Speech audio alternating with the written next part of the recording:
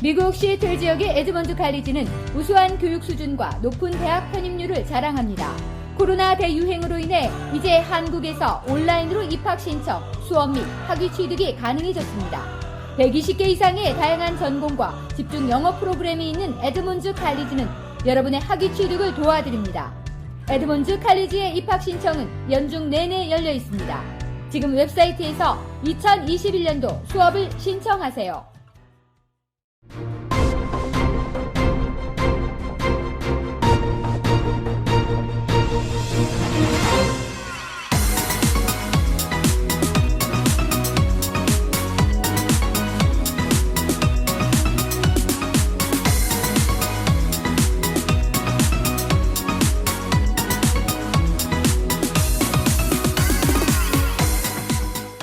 안녕하세요. 김성훈 공인회계사입니다. 2차 PPP가 지난주에 시작이 되었는데 은행에 따라서 벌써 접수가 되고 있는 데도 있고 이번 주부터 접수가 되고 있는 데도 있습니다. 아시다시피 코비드-19는 아무도 생각도 못했고 정부, 연방정부, 주정부, 소상공인 아무도 알지도 못했던 갑자기 난 일이기 때문에 준비가 되어 있는 게 사실 없었습니다. 특히 소상공인을 위해서 SBA에서 지금 많이 준비를 해준 PPP, 그 EIDL, EID Advance 이런 것도 사실 갑자기 만들어진 거기 때문에 법률이 계속 바뀌고 있습니다. 그래서 탕감이라든지 가장 큰 문제는 탕감이었고 지금 1차가 됐고 2차가 또 나오고 있는 중입니다. 예, 2차 PPP가 시작이 되었는데 먼저 거기에 앞서 잠시 한두 가지만 더 말씀드리고 싶었던 거는 PPP와 EIDL과 EIDL Advance라는 것을 미리 좀 정확하게 아시고 2차 PPP도 준비하시는 게 좋을 것 같습니다. 분명히 PPP라는 자체는 Paycheck Protection Program입니다. 월급에 대한 정부에서 보조를 해주는 겁니다. 그리고 EIDL Advance는 융자입니다. PPP는 탕감이라는 걸 먼저 기준에 둔 거고 EIDL은 융자입니다. 이건 분명히 별개입니다. 제가 손님들하고 이야기하다 보면은 이 부분들을 약간 이렇게 착각을 하시는 분들이 많이 계시더라고요. 그거를 먼저 미리 정확하게 말씀드리고 싶고 2차 PPP가 지난주부터 시작이 되었는데 1차 PPP를 받으셨지만은 지금 벌써 그 받은 지가 벌써 6개월 이상 지났는데 아직도 경제 회복이 안 되고 있기 때문에 이제 작년 12월 말에 대통령이 사인함으로써 지금 2차 PPP가 시작이 되었습니다. 그런데 조건들이 몇 가지 붙어 있습니다. 1차하고 다르게요. 2차에 대해서 2차 조건이 뭐가 다르냐면 1차는 모든 비즈니스 하는 분들은 다 신청이 가능하였습니다. 근데 2차는 300명 이하의 종업원을 둔 회사와 그리고 가장 크게는 2019년, 2020년 비교해가지고 한 분기라도 전체 넷 순수익이 아닙니다. 그로스 레버뉴가 25% 이상 준 가게만 신청이 가능합니다. 뭐 아시다시피 어떤 가게 같은 경우는 레버뉴는 많이 줄지 않았지만 의외로 부대 비용이 많이 들어간 데가 꽤 있습니다. 이제 그런 데는 사실 넷 레버뉴 자체는 25% 이상을 줄였지만은 신청 자격이 없습니다. 분명히 그로스 세일즈의 25%입니다. 예, 1차와 2차의 가장 큰 차이점은 1차는 최고 금액이 10밀리언이었습니다. 그런데 2차는 최고 금액이 2밀리언입니다. 많이 좀 줄어들었죠. 주로 이제 소상공인들을 위해서 많이 지금 타겟이 되어 있고요. 아까 말씀드렸듯이 1차는 아무나, 2차는 분명히 수입이 줄어들었다는 것을 증명을 해야만이 접수를 하고 있습니다. 이것도 1차도 마찬가지고 2차도 마찬가지고 다 은행에서 진행을 하고 있습니다. 그런데 분명히 은행에서 요새 같은 경우는 저희들도 이제 서류를 준비해주다 보니까는 수입이 줄었다는 것을 분명히 먼저 증명을 해달라고 요청을 하고 있습니다. 은행에 따라 지금 차이가 있습니다. 모든 은행들이 동시에 시작하지 않았습니다. 제일 먼저 시작된 데는 스몰 비즈니스, 로컬 은행부터 시작이 되었고요. 이 끝나는 건 지금 3월 말까지로 되어 있습니다. 본격적으로 저희들은 지금 이번 주부터 시작되고 있다고 지금 보고 있습니다. 사실 그래서 제가 아까 처음에 서두에 자꾸 법이 바뀐다고 말씀드리는 게 PPP의 가장 장점은 페이롤로 60% 이상만 쓰이면은 안 갚아도 된다라는 그 장점이었는데요. 그게 자꾸 법이 바뀌고 있습니다. 탕감하는 조건이. 왜냐하면은 처음에는 SBA에서 모든 서류를 다 넣어라. 그게 진짜 실질적으로 월급에 나갔고, 그 다음에 렌트라든지 유틸리티, 그런데 모든 게 쓰였다는 걸 증명할 수 있는 서류를 다 집어넣으라고 했는데, 그러다 보면 지금 PPP를 신청한 회사가 한두 개가 아닌데, 그걸 어떻게 다 감당을 하겠습니까?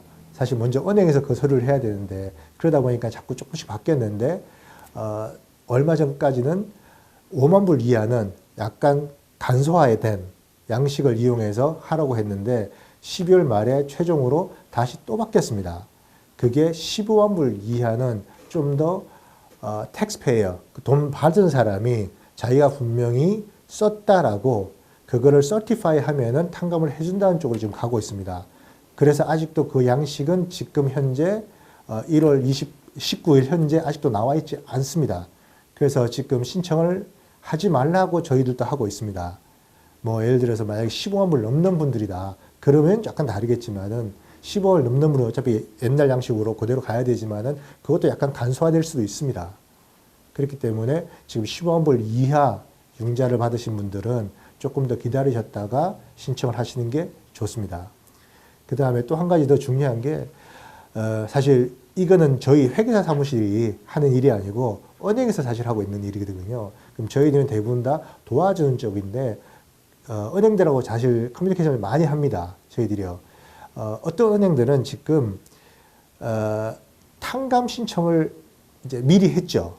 왜냐면은 2월 작년 말 전에는 분명히 무슨 이야기가 있었냐면은 1차 탕감이 되어야지 2차 PPP를 받아준다라는 조건이 있었습니다.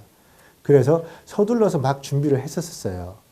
그런데 12월 말에 상관없다. 탕감 안 해도 된다.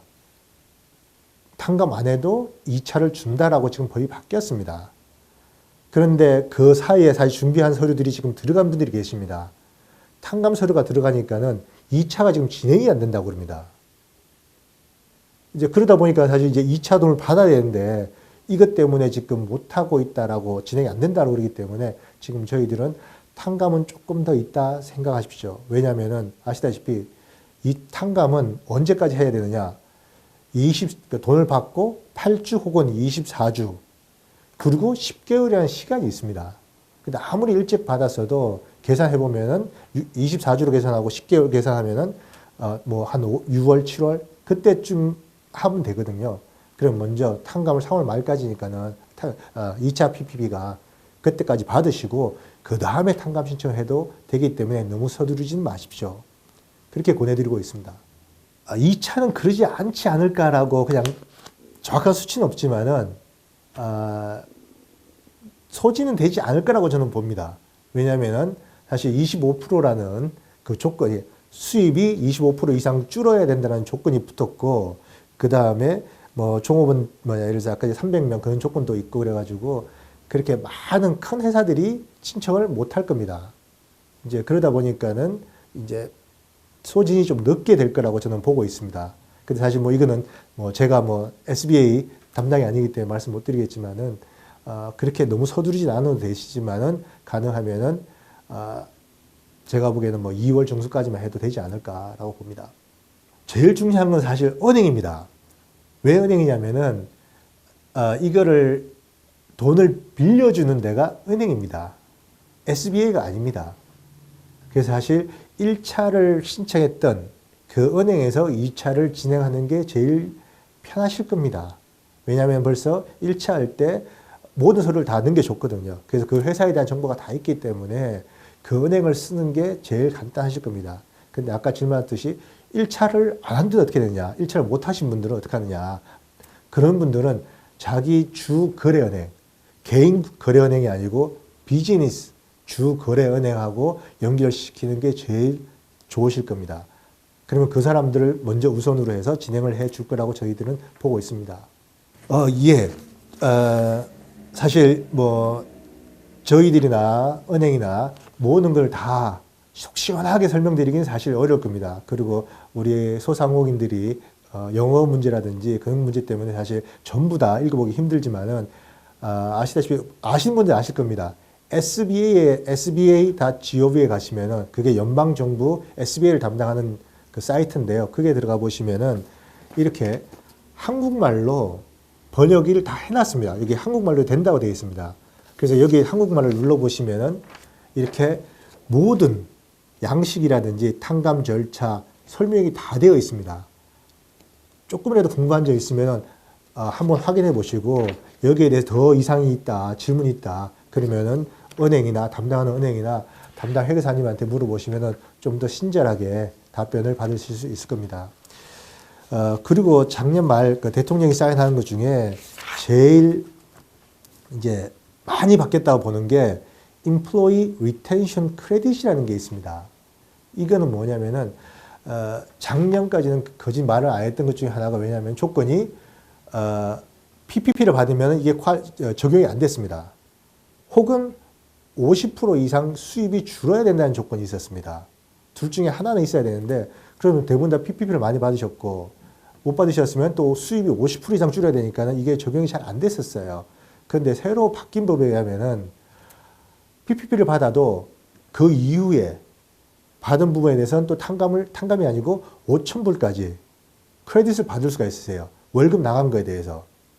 그리고 만약에 예를 들어서 이게 또 연장이 작년 12월 31일 2020년 말이 아니고 이게 연기가 되어가지고 6월 30일 2021년으로 연기가 되었습니다. 그러면서 금액 자체도 지금 7,000불로 늘었어요. 분기별로. 7,000, 14,000불까지 늘어가지고 또 그거 하나 하고 아까 지금 50% 매상이라고 그랬는데 20% 분기별로 20%가 주면 또 퀄리파이가 됩니다. 이게 그래서 제가 보기에는 이번에는 많은 소상공인들이 영향을 받을 때 크레딧을 받으실 수 있을 겁니다.